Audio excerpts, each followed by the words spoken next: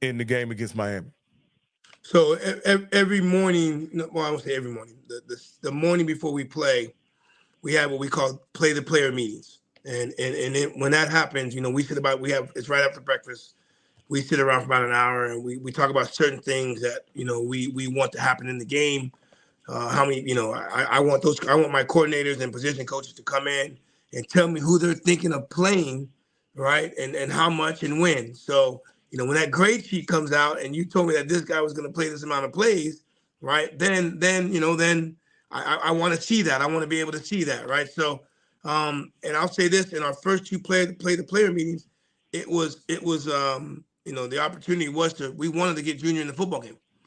We wanted to play him, right? Well, then now, we get to the first game and we talk about when we want to do it. Well, hell, we're down 14-0 now. You know what I mean? And then you get to the game against South Carolina State. We wanted to get him in then, but Daniel Richardson was playing well, right? And even though it wasn't showing on the scoreboard, Richardson was doing a great job with his reads, and so we go into the game, every game, wanting to play him. We want to play him, right? So I think there's going to be a good chance to do that, but we don't want to necessarily ruin what maybe Daniel Richardson has going on, especially during those games. So if you look at those two games, there wasn't necessarily an opportunity to do so, but going into Saturday, there's always been a plan, especially for the first 2 weeks, to try to find a way to get Junior in the football game. Say, Coach, I want to ask you a question. You coming in, being a new coach for Florida A&M University, of course, with the defending HBCU national champions. FAMU won the first 1AA champion. You come in and, Coach, immediately they want to see you, like you say, go back to Atlanta. What have you done with the new coaching staff with the oversized expectations? What have you done as a coach to make sure that you keep the team focused and understand that, as they say, one game at a time, but also knowing that the end goal for FAMU has always been a national champion? Well, I mean, our veterans do a great job of leading that parade, where they know, hey, to get there, right, we got to make sure we take care of this day. Obviously that's the end goal, but we're very, very conscientious about being where our feet are.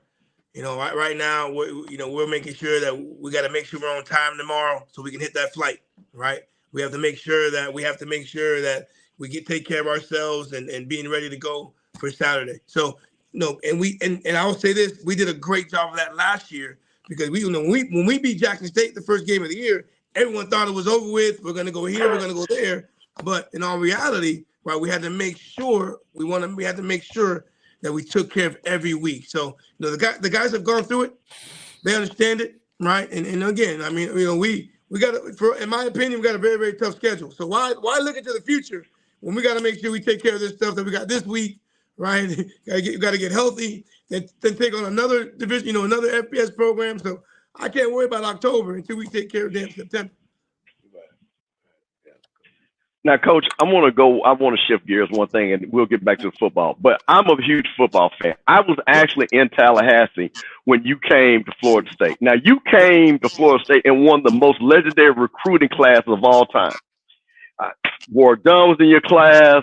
Scott Bentley, remember, you guys needed a kicker. Darrell Bush, Renard Wilson, Peter Bulwer. When you playing at Florida State and playing at a high level, and Coach Mickey Andrews, who Deion Sanders talks about, legendary defensive back coach, what did that type of playing in those big games that you played in, playing for a national championship?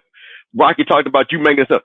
Do you talk to the players about, hey, I've been in these big games, I know what this means, let me give you a little bit of my experience? Do you kind of talk about that? Also talk about the great players that you play with and what you're expecting far as from the recruits that we brought in, from the portal and things like that? Do you utilize the experience of you being a great college player yourself? Well, be honest with you, my players do it for me. I mean, they joke around about the big shoulder pads and the different Nike swoosh that we had, in the 90s compared to how the Nike swoosh is now. I obviously that gives you some credibility, and I always have to joke about it because they like, oh, Coach, the interception. Hold on, guys. I actually had 9 in my career. I had more than just this one interception that everyone wants to talk about, But I mean, they obviously they know how close we are to Florida State. and understanding that, at one time, we were very, very good. And obviously, playing for Coach Bowden. Believe me, it pains me every year that goes by when I tell people about Coach Bowden and they ask me who, you know what I mean? So obviously, they get a chance to see, and again, that gives me instant credibility. And obviously, the guys that I've coached, I've had Antonio Cromartie come in and talk to my team, Brian McFadden, guys that I've coached that have gone. Wow. Okay. So the credibility that doesn't hurt. You know what I mean? And obviously you get Cromartie saying, hey, Coach Colzie knows what he's doing. He's a great coach, but he's going to love you. He's going to love you hard, and he's going to love you. He's going to love you. So, those things help. But it was a blessing to be over there. I was blessed around. You mentioned Scott Bentley, that big time recruiting class that we had. Scott Bentley was the one that was on the cover of Sports Illustrated because they felt that we would finally make a kick, and then he did. But we had some really, really good players. And those guys now are successful businessmen. They're successful men after football, which to me is the best thing to talk about, because even though they played and had the success that they did, them coming in and talking about the quality people that they became is equally important to me. So, Coach, your former teammates, do they come in and how happy are they for seeing you getting this opportunity? And first of all, like they say, they know about Florida A&M because, again, right in Tallahassee. How happy are you for that you get this opportunity? And now they supporting you, or they say, hey, Coach, what do you need? What can we do to, make it even better? No, they've asked me questions, right? They want to definitely get involved. Like, believe it or not, like, I don't know if you remember Forrest Conley. He was a big left tackle that we had. Left tackle 79, I believe. Yep, exactly. And he is now, he's going to be the announcer of the game this upcoming Saturday. So I was doing my ESPN ACC talk, and Forrest Conley and I we just took over the interview because we just talked for 20 minutes before we could actually even talk about the football game. So obviously they're excited. We got a really, really close bunch. We've been close for years. We've been at weddings. We've been at funerals. So we as our group we came in close. We're still close, and they're obviously definitely excited. They've already asked me, hey, Coach, what's going to happen this weekend? I haven't responded back. So but obviously we've been close since we were 18 years old, and we're even closer now as we get into our late 40s. Hey, That's Coach. Awesome. Hey, Coach. Now I'm gonna ask you to address something that a lot of people in the HBCU space has had a lot of fun with, made a lot of jokes about, but they were hoping that it would somewhat affect the performance on the team. And it's that $237 million donation that led to the firing of the president, the AD, and some other administrators. Coach, has the team been completely insulated from that? Have y'all even thought about it? I know there are a lot of HBCU schools out there hoping that would somehow affect the continuity and consistency of the defending national champions. So can you tell us how that played on campus and specifically among your football team? Wasn't really talked about. We obviously know that we had no control over that entire situation. You know what I mean? The guys kind of joked about, how much that maybe was going to come to football. You know what I mean? But to be honest with you, even myself, right? Even myself, we never even discussed it. Never even came across it. And we would have loved to have had it, but it was it was tough. It was tough for the people that are affected. You know what I mean? And obviously these are people that that I came across on a daily basis. But for us, it didn't faze us, right? But we do know that it affected some of the people that we did talk to, talk to on a daily basis, right? So the president was the one who gave the final sign off for me. So that that was tough. That was tough to hear, But I'll be honest, like and our guys, they just wanted to play, and that's all they really cared about. Coach, let me make a comment on that as somebody who went to Florida A&M and was an actual student. When you're a student at Florida A&M, I'm telling you, I didn't know what happened at the administration. All I wanted to make sure that the cab was open and the girls were pretty and I could get to class. So I'm pretty sure your football players were like most 18 to now 20, almost 23, 24-year-olds, that they had to focus on football, make sure they were going to class, and playing that next game, because that's more of an adult, to me, more of an adult thing that was in the atmosphere. But far as at a student level, and just me personally, it was things going in Florida A&M, and I found out as oh, that happened. Because, kids don't, like you said, don't really care about that. But I do want to ask you, with that being said, how close is this team based off of transition from a new coach? And I keep going back to this because I think this is what's so critical for you having a championship success that I believe that you're going to have. Tell me about some of the leaders on your team, even the guys that transferred in, and some of the guys that stayed on the team, like Kendall Bowling and stuff. Talk about some of the leaders on the team. Well, the biggest thing that when we talked to the coaching staff was, all the talent that we were going to have, the people coming from the different, we got an offensive lineman from Huntington Beach, California, and then we got an offensive guard, one of our guards is from Nigeria. We got guys that are from different walks of life, but we knew they were going to be talented. So the biggest thing that we wanted to make sure we did was just find a way to get our team close. So obviously we done a couple team bonding events, just having the guys understand that, we can laugh with each other. Even though there's some guys that might be coming in and take positions, because that was one of the things that people thought that was going to happen. So, we had 2 team bonding events, and then we also had, we had a talent show, and I got to rephrase that. We had an untalented talent show, because that was one of the worst things. Yeah, we saw the videos, Coach. Yeah, we saw some of the videos, Coach.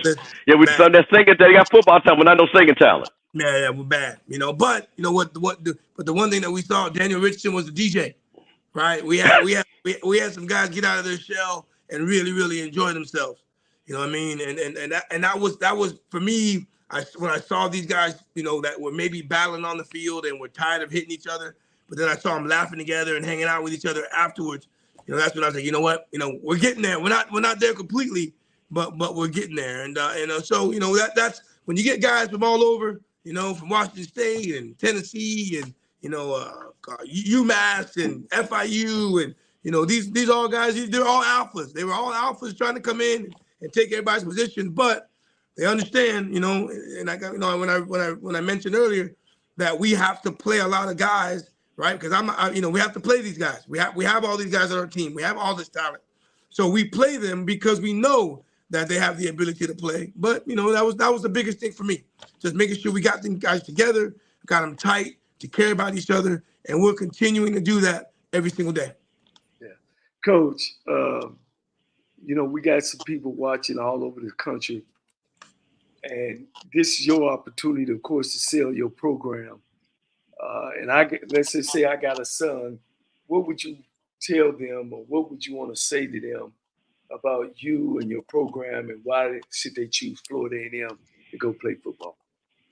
Well, I'll say this. Obviously, the success that FAMU has had in the past, right?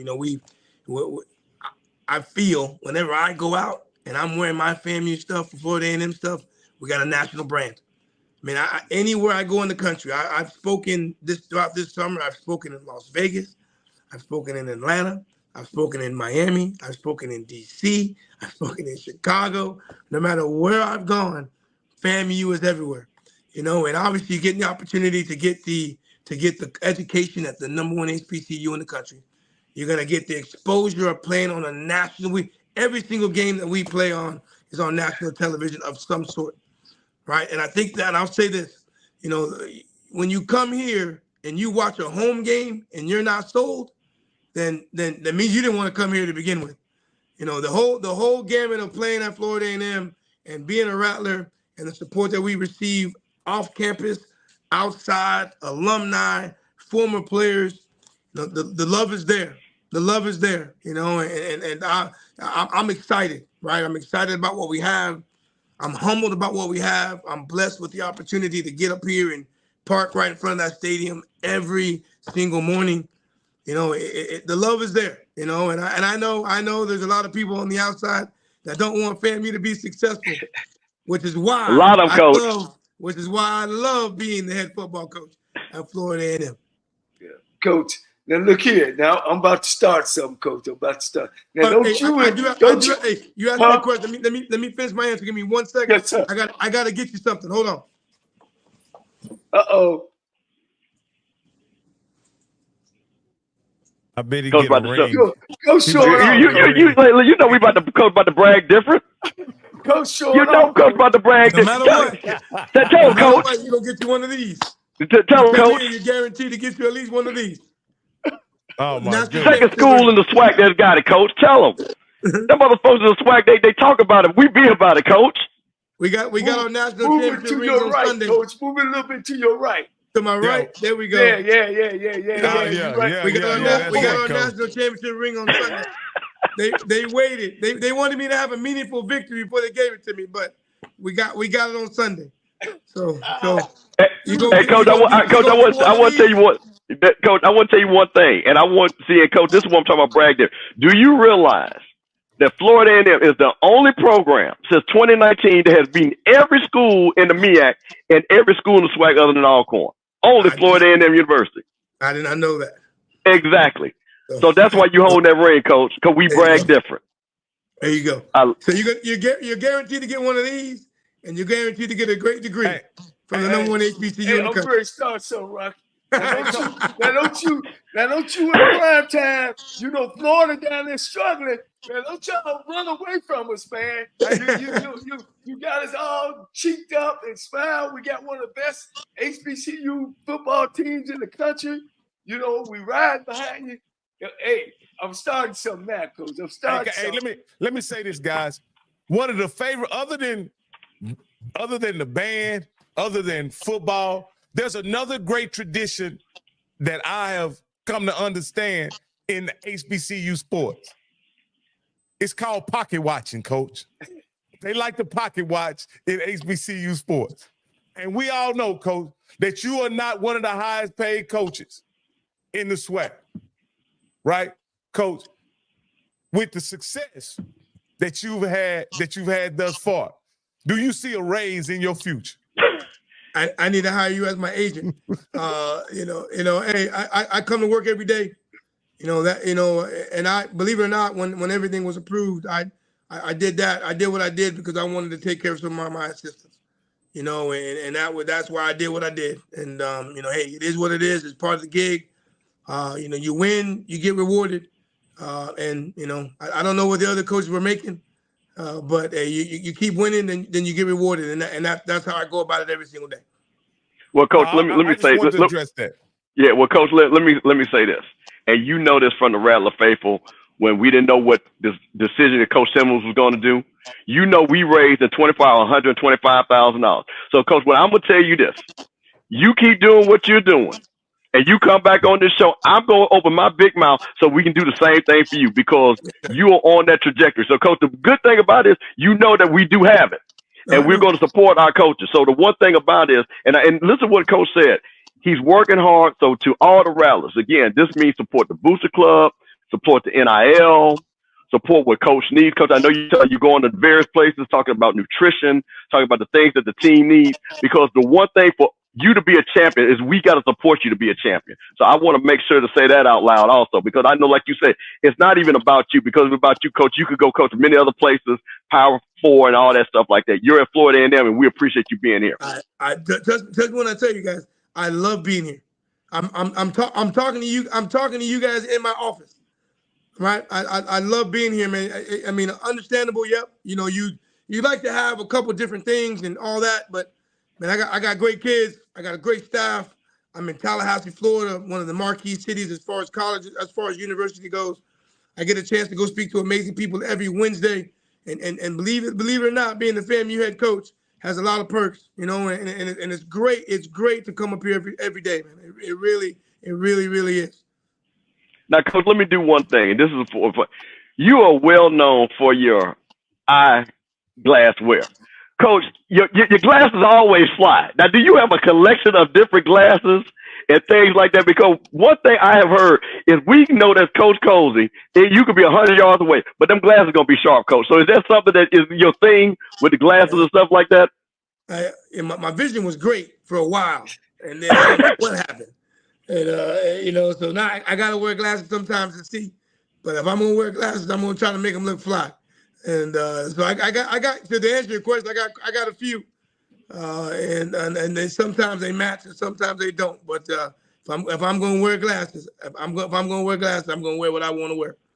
Well, this is what I'm going to say, Coach. Coach needs an NIL optometry glass deal. So all those FAMU optometrists, I need you to give a Coach Colzie and sponsor him for his eyeglass work. Make you a lot of money because Coach be looking fly now. So, Coach, listen, let me tell you one thing. When coaches come in, I'm going to try to get you some money, Coach. That's one thing I'm going to do. And anybody will tell you.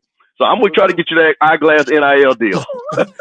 Coach, our show got a way of getting guys jobs and NIL deals, and you know, it's one thing about the HBCU Coaches Corner. These two guys do a great job. Their business.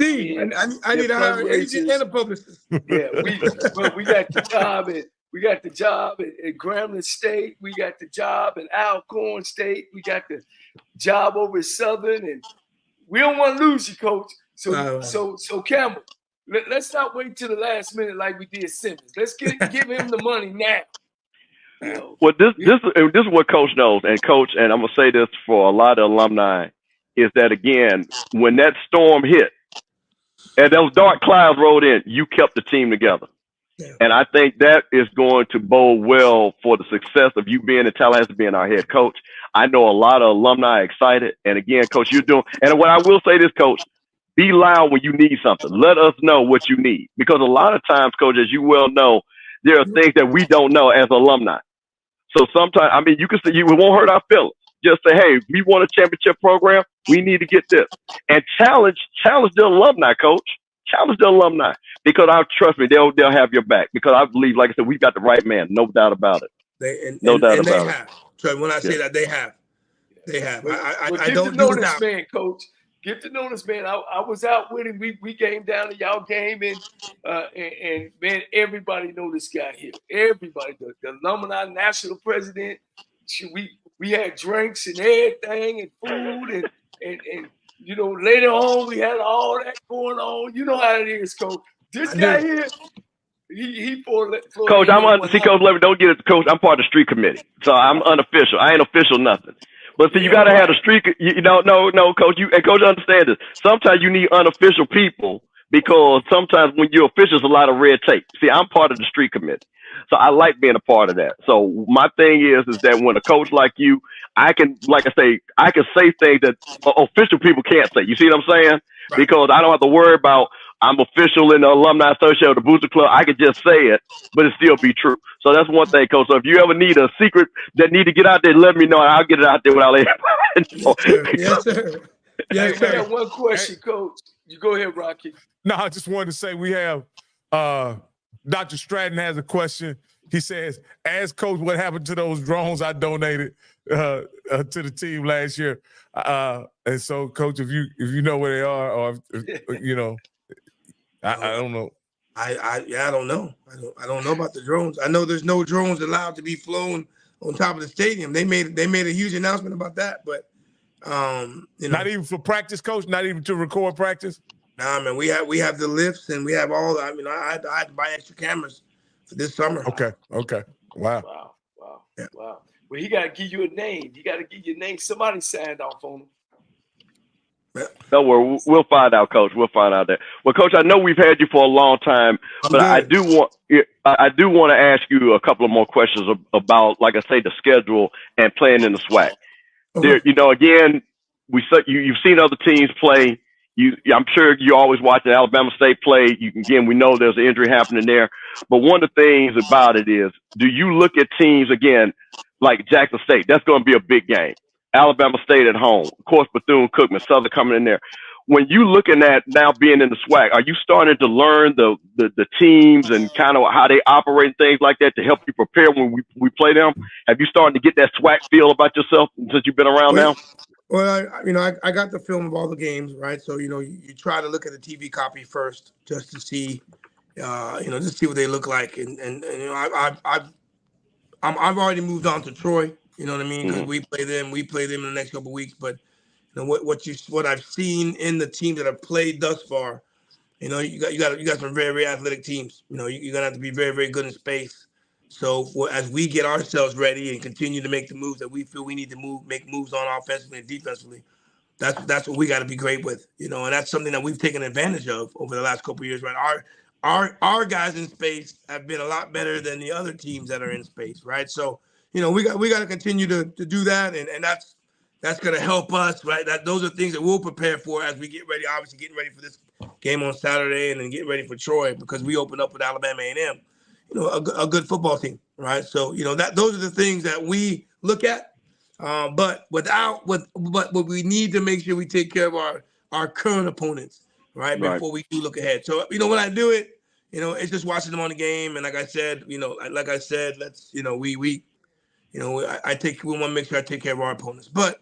I ventured off and looked at the games, the TV copies, things like that. Got you. Coach, one last thing, and again, I'm just thinking about this. Being at FAMU, you brought in 28 players from the transfer portal. Was it because of the name of Florida A&M? Was it because a lot of these kids are from the state of Florida? What drew a lot of these kids, like you say, from the Power Four to Florida A&M University? Well, a lot of people saw a lot of our guys, that came in. The first thing they talked about is the Celebration Bowl. They talk about the win on the Celebration Bowl, the opportunity to to play at the next level, and because of the exposure that they're going to receive, the whole reload and repeat actually came from one of the recruits. Came in, like, that's what he talked about. Hey, Coach, I want to make sure, I want to help you reload and repeat. You know what I mean? And he said it around a couple people, and then they ran with it.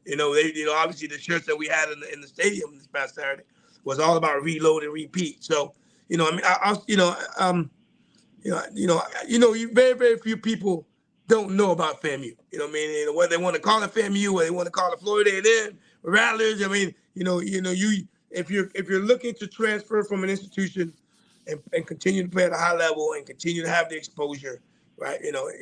FAMU's more than likely going to be the #1 spot. Now, obviously, being in the state of Florida, right, that helps. Being close to the state of Georgia, that helps. So. But when we brought those guys on campus and we had our conversations, and when you walk into our office, in my office, and you see all the trophies that we won last year, and you see that, it's gonna note success.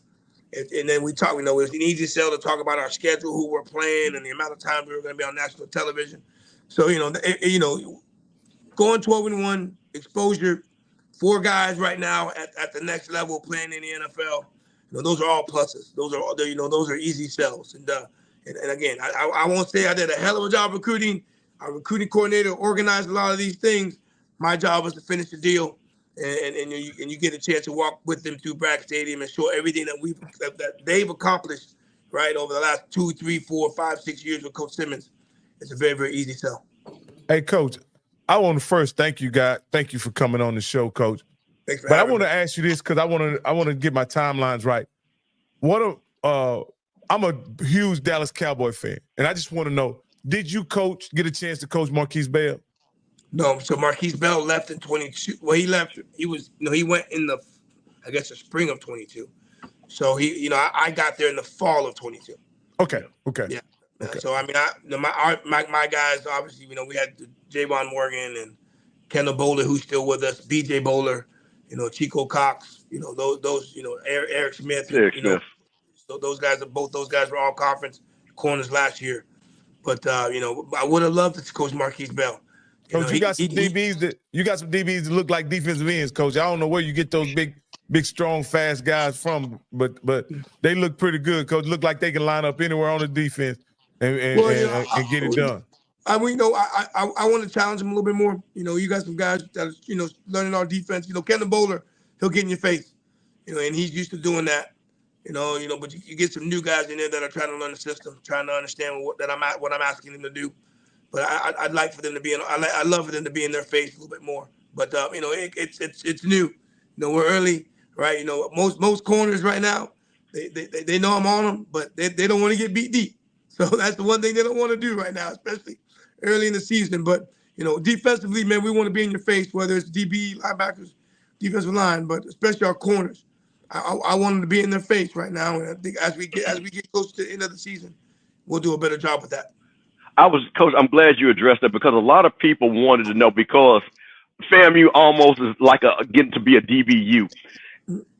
I know that I heard in your press conference that you want to see to get more the defense overall get turnovers.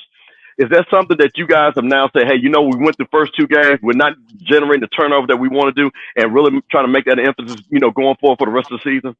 Well, we don't want anybody to get out of character, though. We looked last year about how many we had last year around this time, and I think we only had 1. And it was a tip ball interception. Well, but last year we finished with 17. So we really want our guys to just concentrate and working on their techniques and their fundamentals, doing their assignments. We built our defense and we play our defense with creating turnovers, on our mind, right? But people got to understand you got to put pressure on the quarterback, right? Most places if you got an all-conference DB, that means you had an all-conference D lineman somewhere around there as well. So being able to put pressure on the quarterback, being able to capitalize on some of the turnovers that we may not have had. We just concentrate on your assignments, do the things that you're supposed to do, and those turnovers will come. Good. Well, Coach, man, one of the things that, just to let you know, because we're coming to an end, because we know you got big game, got a whole bunch of things, and we just glad that you took time out. I am an HBCU graduate, and I've been most of my career been in HBCUs, and sometimes it's been unfair for us to get jobs already as us blacks, and you've been in the business long enough to know that it's tough. The range from PWI white coaches to black coaches but I'm glad you were able to feel and take time out to come on this show. And what we try to do is display a guy like Coach Colzie and other coaches and head coaches that we are smart, we are intelligent, we can run programs. So I'm flattered, man. I'm giddy that you took time out, and you're not even, I'm not going to say an HBCU guy because you grew up across the street. I know you hung out with those guys, but you took time out and know that it's important, for you, not only just as the head coach at Florida A&M, just as a black coach to display what you know and how you could do it and the talent that we have, man. And I got some of my co-guys that don't understand that this is important. This is important. So I thank you. I thank you guys. And you guys want to close it down, y'all can go ahead. Well, Coach, I just want to say from I'll just say this and I'll let you close out. Coach, from the Rattler Nation, we appreciate you. We appreciate you taking the time. I think we asked some questions that you didn't get asked. We appreciate, supporting us. And again, we look forward to, having you back on. I'm gonna, put it out there. Well, I'm not gonna do you like that, Coach. I'm from Jackson, Mississippi. I've already told everybody that the SWAC championship is 10-19-24. I know that's not your concern, Coach, but I'm telling you something. I'm expecting you to do big things, and we really appreciate you being on here. What? I appreciate you guys having me. And I told you when we talked that day, you let me know when you want me to do it. I'm gonna do it, regardless of the time. And Coach, you played the biggest game of your life, and you took them 2 minutes out to turn around and talk to me and Rocky. Gave us your number. I wish I would have had 10. I wish I would have had 10.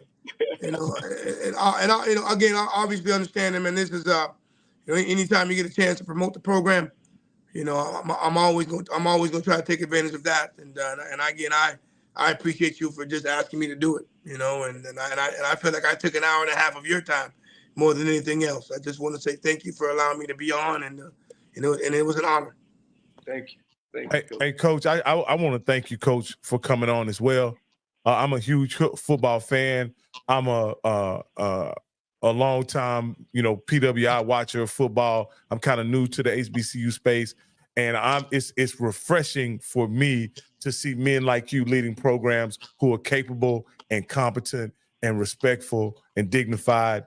And I know you're not looking for another job or anything like that, Coach. But it's a great, you being presented the way that you are just represent black men in such a positive light. I'm just proud being on this interview with you, and I want to thank you for all that you do, not only for FAMU but for the image of black men as well.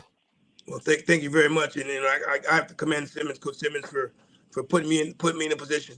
Sometimes other people's blessings can be your own, and obviously, the blessing that Coach Simmons received catapulted me to my blessing, and I don't worry about the journey. This is where it's been. If you would have told me 25 years ago, that I would have been the head football in 1999 when I got my first job at Florida International. If you would have told me that I was going to be the head football coach at Florida A&M, I wouldn't have necessarily believed you. But I wouldn't have believed you as well if you would have told me I would have spent 7 years in Canada as well. So I can't. And I'm born and raised in Miami, Florida, and I'm in temperatures where it's -8. Hey, let me tell you something. That -8 is nothing compared, right? That's the worst I've ever felt. But that was where I was. I had to respect the journey, and I wanted to come back, and ultimately I feel I came back to the best university in the country, and now I have the best job in the country. Not looking to go anywhere else. I love where I'm at. I love the people that I'm around every single day. I mean, believe me, you get a chance to spend 24 hours around here. They love the Rattlers, and they love the head coach of the football team. From what I see. All right, hey, Coach, we may have wore his phone out, Coach. Wore his phone out, man. Listen. There you go. Is he back? No, he ain't back. Yeah. Coach had to plug that thing in. Yeah. But that was good. He ended right on a great note, man. He ended on a great note, Coach. Man, and like I said, it's just Florida A&M, in my opinion.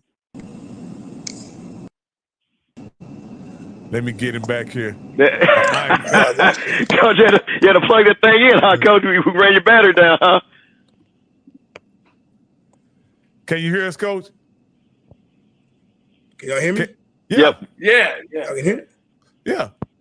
Yeah. Can you hear me? Well, yeah. Y'all, you can't hear us, Coach? Can you see me? Yeah. Can y'all hear me? Yeah. Yep. You ain't got a headset laying around, do you, Coach? Hello, Coach. Hey, Coach, we just want to thank you for. I can't hear you. Yeah, Coach. We just want to thank you for joining us, man. We appreciate you being on with us. I know, with us. And is it last words? You can't hear, but Coach, we got you. We gonna see you later, Coach. Hey, maybe get back on. I'll see you guys. Thanks, Coach. Thank you, guys.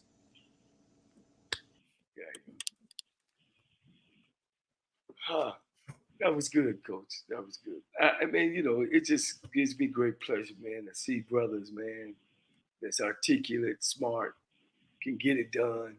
He can coach anywhere in the country, Coach. Any school in the country. He might not ever get that opportunity, but he can coach anywhere. He's got the experience. He's been there. He's sat in the seat before. You can't look for none but support. None but success at Florida A&M. Hey, Rock, are we gonna take any calls? I'm getting people text that we're gonna say, we're getting out of here. Okay, but listen, wait a minute. I have to ask, man. I have to ask. Y'all are on. I'm the one that's in the late time. It's only 9:30 where it's only like 7 where y'all at. I'm just saying, what you got going? Eat dinner? Is that what it is? No, Coach Lamar Jackson and Patrick. Okay, all right. No problem. No problem. I'm getting people. We'll take calls on Tuesday, but make sure y'all, if y'all just now coming on, make sure y'all watch the entire video. The interview was sensational. Coach Colzie was very informative, very transparent with everything that he shared with us. I even asked him the $237 million question, and so Coach Campbell, when he heard me mention that number, he just we cut real checks around here. Real checks. And so, but he was so gracious and transparent about what was going on with the program during that time. And I suggest everybody go back and listen to his answer, because I think he did a great job answering that question. Yeah, Rocky, I got like 50 million texts. And I said, well, y'all, he's a PWI guy. He had to do it. You know what I mean? So to the Rattler Nation, guys, I tried to keep the train on the track, but you knew that guy was going. We know who this guy. So, you had to let him get his 237 joke in. You know what I'm saying? But us Rattlers, like I'm tired. You should Listen, see Coach. Cameron's face. Listen, Coach. Listen. He had to go ahead and get his 237 joke, but that's the reason why we brag different. Because it don't matter what it is, 237, 180, it don't matter. One thing we know, we the HBCU national champions, so we don't need that check to still be champions. How about that? That I do know. Hey, look, we gotta call our friends and put that on Swacking the Fool. Because when he asked that question, you did like this, like, what? Coach, let me tell you something. My phone went as soon as it didn't even get out of his mouth. I got 80 texts. I got 80 texts from people saying, "Get your boy." And I said, you know what? Y'all know how this guy is. We just, like I say, we just got to love on him. You know what I'm saying? Coach, you're a Texas Southern alum. I'm a FAMU guy, but his daughter goes to Prairie View, so, he's learning. But he had to get it in there, Coach. He had to get it in there. But that question was really for all of the other shows that have, made the inference that somehow this mysterious money was going to affect the performance of the football team. Mr. Campbell always told me that was wishful thinking. That's nothing that the team is concerned about or the coaching staff. And, it's just unfortunate that OBG lost her job because of. Well, unfortunate for who? For who? Her? Not for us. So listen, like I said, unfortunate for her. FAMU folks, listen, we just fine. Trust me. We're going to be our new AD. When that gets announced, we're going to be just fine. And I'm not going to say who it is. When they do get announced, they will be on this show. I've already felt comfortable saying that. But Mr. Campbell, I will say this.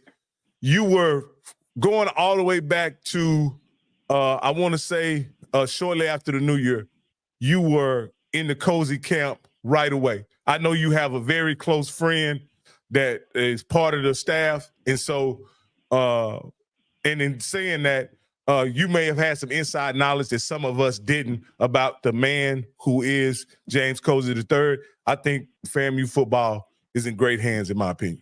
Well, I think I told Coach this. I think the most important thing I heard was when all this was swirling is that, again, we didn't have 60, 70 guys jumping in the portal, and all the guys respected Coach Colzie. And Coach, as again, you're a head coach. You know how important it is for your players. When you tell them something that they do it, that means they respect you. That means they're going to play hard. That means they're going to execute. And all I heard was the players respect Coach Colzie. The players, I never heard the players like Coach Colzie. I heard the players respect Coach Colzie. And once I heard that, and I knew that portal was basically, and the players that left, they were going to leave anyway. If Coach Simmons was there, they still were going to leave. These guys had the talent to go to Power 5. They went to Power 5. God bless them and everything. But the core of those guys that was going to stay at Florida A&M, they're still there, and they're still on a mission. They're still on a mission. What can you say, Coach? He 2-0. And hey, Cam, I'm going to let you get a chance to respond to this. What is that? I don't know what school this guy's from, but he's probably from a school that doesn't have a win. But, man, listen, that is my nephew, Adrian Crook, who went to Southern. He's a Southern alum. It's somebody that we are 8-2 against.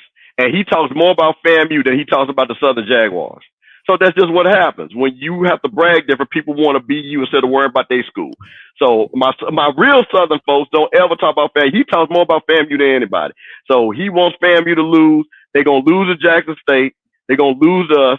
And then that'll be the end of their season also. But my real Southern folks, y'all know Southern folks worry about Southern. He worry about FAMU. All right, Coach, you ready to take us out? Oh yeah. I thought you was gonna answer a call or two, but we good. No. He said he got to go we got to go watch football, Coach. He said he won't get a call on it. All right, Coach. Good, man. Look, we try to bring greatness to you. I think everybody is picking up, and other podcasts are kind of taking our route. That we are getting these head coaches on. Most of them are good friends, or I know somebody who knows somebody, so that's a good thing. And we gotta make sure that we support these black men and taking on our youth, our young men, and making them men and making them great men in their community. Again, I gotta continue to talk about the election coming up next week. You got Harris versus Trump. Make sure you put that on your calendar, even though we'll be on the show for a little bit. But that's important. I hear a lot of things about people don't know who Kamala Harris is. I think this is give you an opportunity to find out who she is and also give you another idea of who Trump is. So make sure you tune in. Guys, we had a shooting in Georgia. I am a school teacher. Stuff like this shouldn't happen, but it constantly does. And hopefully, man, hug on your kids tonight. Give them a kiss. But we got to keep our trust in the Lord that when it's time and he thinks it's time, it's time. You could be in a steel box 6 feet under, but when it's time, it's time. Pray for those families that lost their loved ones. And that's more important than any sports game, any talk show that we have. Again, the world is a beautiful place. Enjoy it. Enjoy every minute of it. Living in America, I know one would argue, I think it's the greatest place in the world to live because it has so many opportunities and not necessarily to live free. But if things ain't going right your way, look for tomorrow. As I always say, if you're having problems, hang on to your rope and tie a knot and hold on tight. Because ain't nobody. With what you need to know. Today, it's Tuesday, Debate Day, September 10th, 2024. Number 1. Going into Tuesday night's presidential debate, both Vice President Kamala Harris and former President Donald Trump are receiving advice from political figures and everyday voters alike. Many are uncertain what to expect due to Mr. Trump's unpredictable nature, while Vice President Harris is expected to lean on her prosecutor background. Polls show the race is tight, with each candidate holding narrow leads in key battleground states. Number 2, Vice President Kamala Harris faces a challenge in gaining support from male voters in key battleground states where Donald Trump leads by wide margins. However, Vice President Harris has made significant progress with black voters, especially younger black women, whose engagement has surged. Despite the gender gap, her candidacy has sparked enthusiasm among young black Americans, many of whom were less motivated in previous elections. Number 3. Flu shot season is underway, with vaccines available for everyone ages 6 months and older. The CDC recommends getting vaccinated by the end of October as flu cases peak between December and February. This year's trivalent flu shots protect against 3 strains of the virus, focusing on the most prevalent types. Number 4. In July, a Kent County judge sentenced Joel Peter Venema to 2 to 10 years in prison for ethnic intimidation and assault. Venema pleaded guilty to attacking Jackie Beard in 2021, hurling racial slurs and attempting to strangle him at a hotel pool. The sentencing was delayed for 3 years due to appeals, but Beard expressed relief that justice has finally been served. Number 5. Many Americans fall behind on taxes due to life events, but you don't need to pay it all at once. The IRS offers payment plans that allow you to spread your tax debt over time, preventing penalties from growing. Options include a short-term plan for debts under $100,000 and a long-term plan for up to 72 months for debts under $50,000. Here's your daily inspiration from Yogi's Jewels. People with a growth mindset are more likely to view criticism as a learning method rather than a personal attack. Join me today live on YouTube and Facebook at 7 p.m. Eastern, 6 p.m. Central with comedian Damon Williams, producer Ahmed Gordon, and contributor Cameron Riley as we discuss the day's top headlines and more. I'm Sybil Wilkes. On the lunch break with AJ Jones.